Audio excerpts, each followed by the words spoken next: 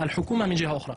الغريب هذا الصباح كان هناك جلسة بروتوكول إمضاء الاتفاق في الزيادة في الأجور مع الحكومة في القطاع العام والقطاع الخاص، ولعلها كانت جلسة نفاقية من حكومة كانت تدبر هي وحركة النهضة التي تحكم هي بالأساس إلى هذا الاعتداء. اليوم عشرات الجرحى على أمام مقر الاتحاد.